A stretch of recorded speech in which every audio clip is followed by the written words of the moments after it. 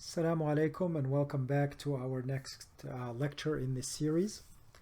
Remember in the last lecture we had taken a sample of Asma'ul Jamal, and I said that in this lecture inshallah we would move to a new category, but I did want to finish off one final aspect from the names we were dealing with in Asma'ul Jamal, the names of beauty, because that last lecture was just getting a little too long, and so let us finish off one nuance that I think inshallah you will find interesting, and then we will move to the next category. So hopefully you remember that in the last lecture we ended by covering the distinction between Ghaffar and Ghafur. But you notice that for the names that have to do with forgiveness, we actually said we would look at three names: Al-Ghaffar, Al-Ghafur, and Al-Afu. So now the question before us is, if we have Al-Ghaffar and if we have Al-Ghafur, as we talked about last time, what is the difference between those and Al-Afu, which is translated here as the pardoner? And again, if you speak Arabic, even if you're good in Arabic, these distinctions are hard because they all seem to mean the same thing. We saw the shades of difference between Ghaffar and Ghafur. Now we ask the question, what is the difference between those and Afu? So, as always, let us begin with the Quran and see the names being juxtaposed with each other. So Surah An-Nisa, verse 99, فَأُولَٰئِكَ عَسَى اللَّهُ أَن يَعْفُوَ عَنْهُمْ وَكَانَ اللَّهُ عَفُوًّا غَفُورًا. For these there is hope that Allah will forgive, for Allah doth blot out sins and forgive again and again. And before we get into Afu and Ghafur, you notice that again the translator here translates Ghafur as forgive again and again, and we said that in our opinion that nuance is really for Ghaffar, not Ghafur. Ghafur I would have translated and he forgives much, right? That's high amplitude, not high frequency, and God knows best. But here now you see وَكَانَ اللَّهُ عَفُوًّا غَفُورًا. So the verse is saying, and for these there is hope that Allah will forgive, for Allah doth blot out sins and forgives again and again, as the translation here goes. So we see the two names right side by side. كَانَ اللَّهُ عَفُوًّا غَفُورًا. He is Afu and he is Ghafur. So what is the difference? Well, let's also look at Surah Al-Baqarah, verse 286, last verse on Surah Al-Baqarah, and that verse contains at the end of it a very beautiful dua. And I'll just read the whole verse, but then we will focus on the part that is relevant to our discussion here. أعوذ بالله من الشيطان الرجيم. لا يكلف الله نفسا إلا وسعها لها ما كسبت وعليها ما اكتسبت. ربنا لا تؤاخذنا إن نسينا أو أخطأنا. ربنا ولا تحمل علينا إصرا كما حملته على الذين من قبلنا. ربنا ولا تحملنا ما لا طاقة لنا به. واعف عنا واغفر لنا وارحمنا أنت مولانا فانصرنا على القوم الكافرين. So the translation, and we'll just look at the whole verse in translation just because it is so beautiful. God does not burden any soul with more than it can bear, or God does not put an obligation on any soul beyond its means. Both translations are possible. Each gains whatever good it has done and suffers its bad. Lord, do not take us to task if we forget or make mistakes. Lord, do not burden us as you burdened those before us. Lord, do not burden us with more than we have strength to bear. Then the part of interest for us, وَاعْفُ عَنَّا وَاغْفِرْ لَنَا وَارْحَمْنَا. pardon us. Wa'afu anna. We're asking Allah subhanahu wa ta'ala, be afu toward us. Wa'afu anna. Pardon us. Waghfir lana. Be ghafur to us. Forgive us. Warhamna, and have mercy on us. And so what then is the difference between afu and maghfirah, between pardon and forgiveness, between Allah subhanahu wa ta'ala being afuwan and ghafuran, as we see in verse 99 from Surah An-Nisa, or when we ask Allah subhanahu wa ta'ala, wa'afu anna, show the quality of afu, be al-afu, waghfir lana, meet us as al-ghafur, show us forgiveness. So again, there are different interpretations. There are two major schools of thought. I will share with you one of those two.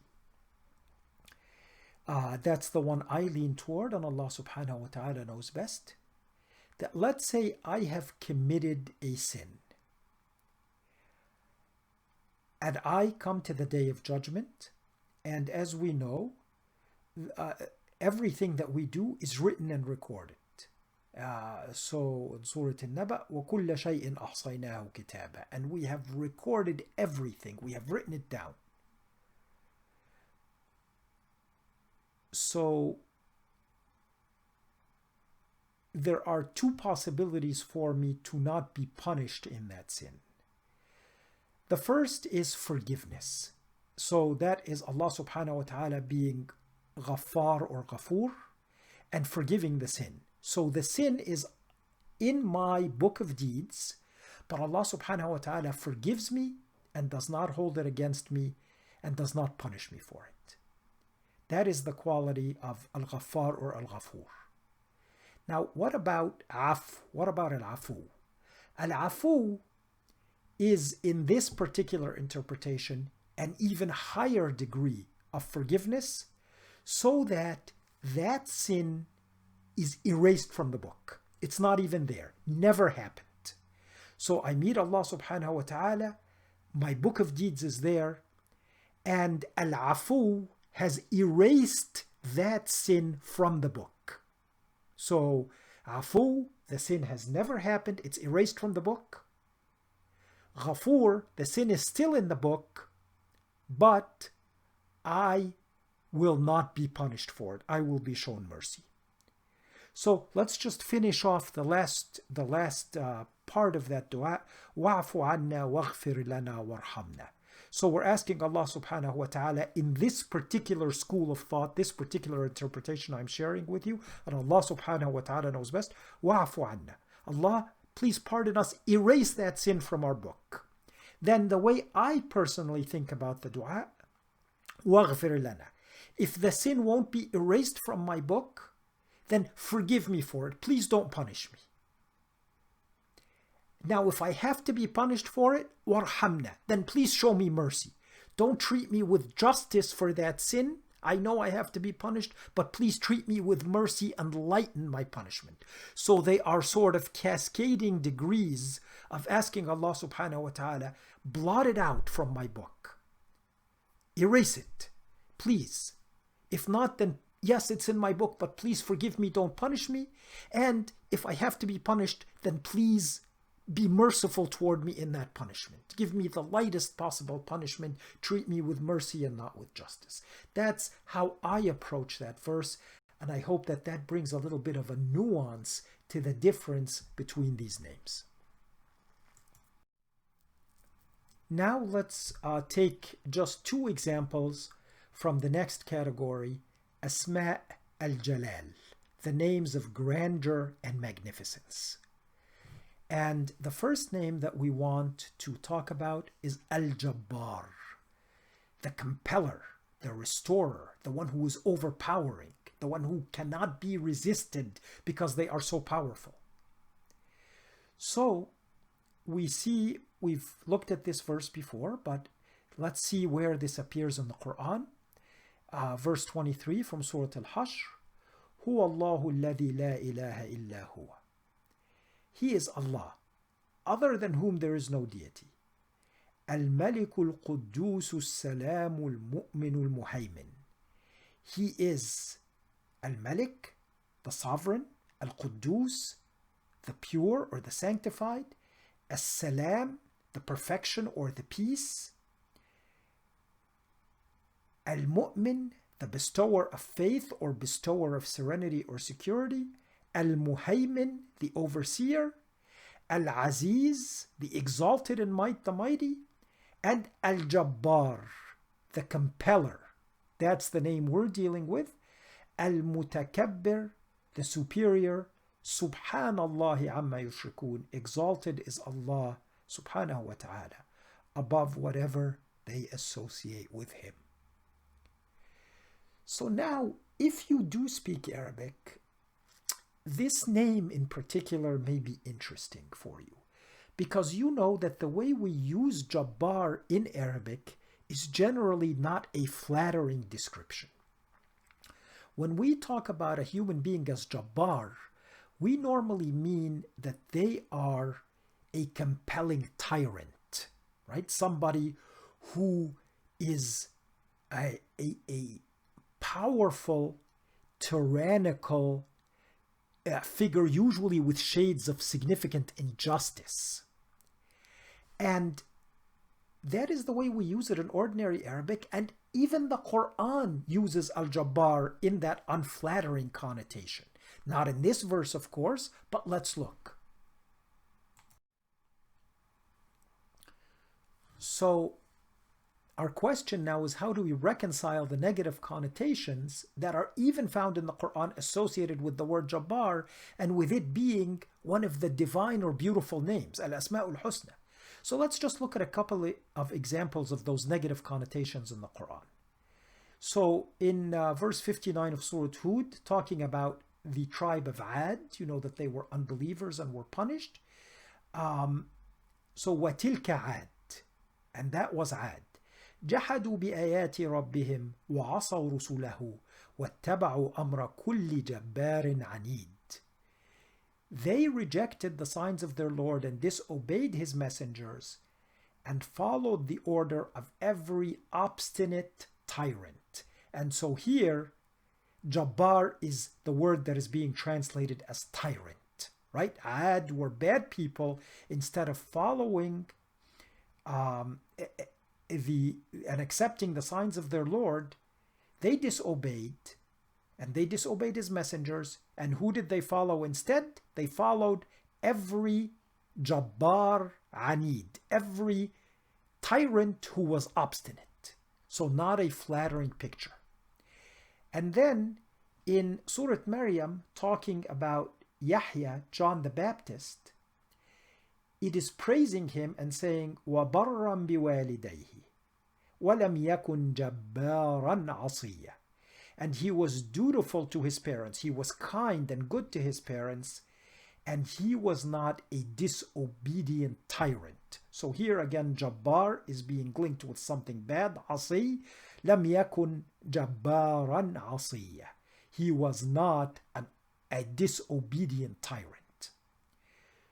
So, if in ordinary Arabic the word Jabbar seems to have a negative connotation, and in the way the Quran often uses it, it is also used in that negative connotation that we are used to from our ordinary classical Arabic, how can we then reconcile that one of the names of Allah subhanahu wa ta'ala, one of Al-Asma'ul Husna, in our category of Asma'ul Jalal, the names of mightiness and grandeur, is Al-Jabbar?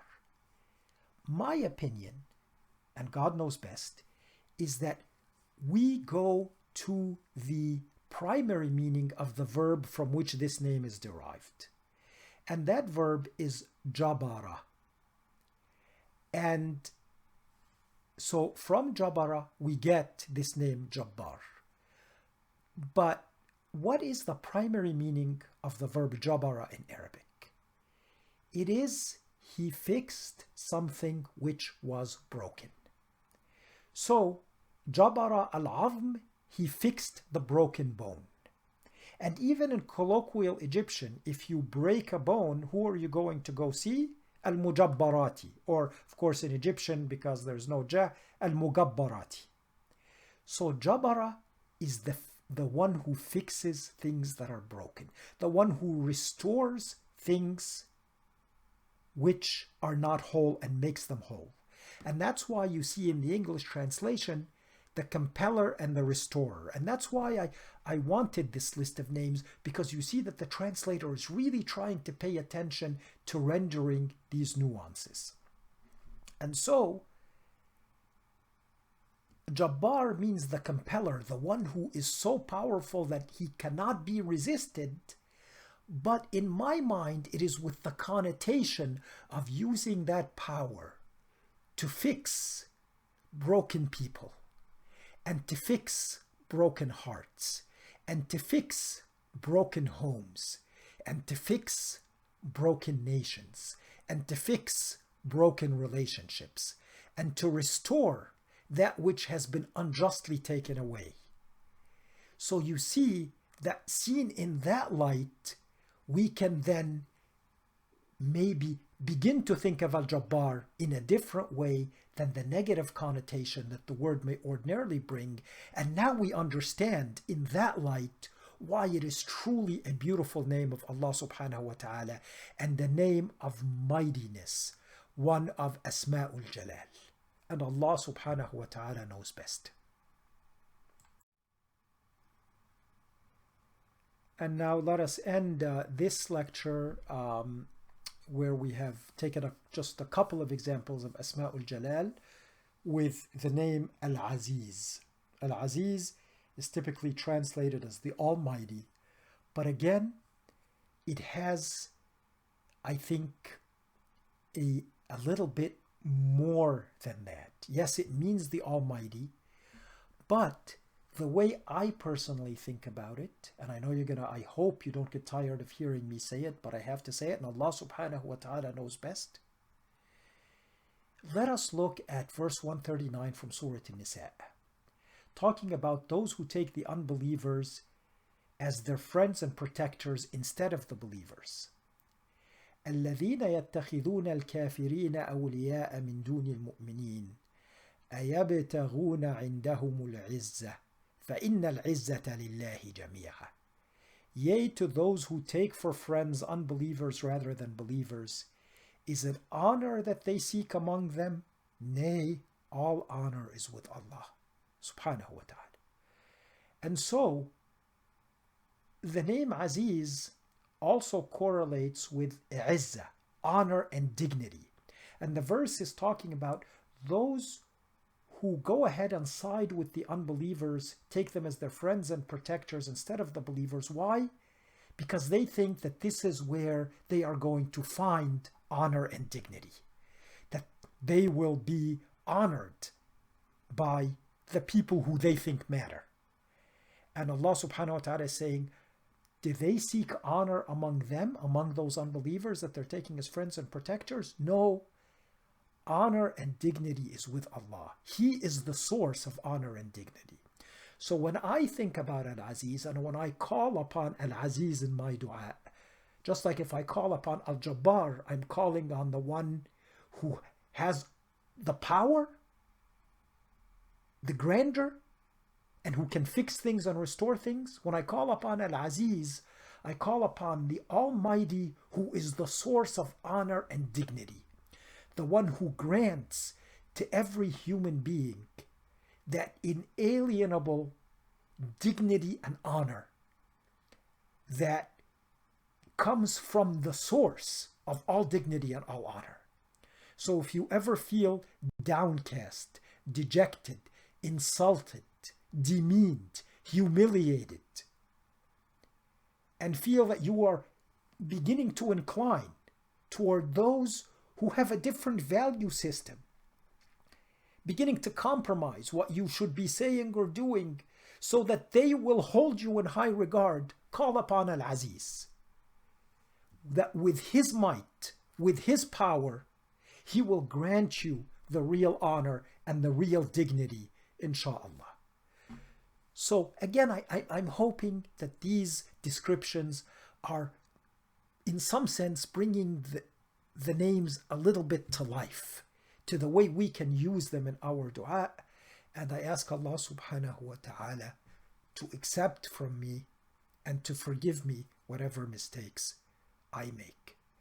Insha'Allah, in the next lecture, we will take a couple of examples of our last category, Asma' al-Kamal, the names of completeness. I hope, inshallah, to see you then. Salamu alaikum.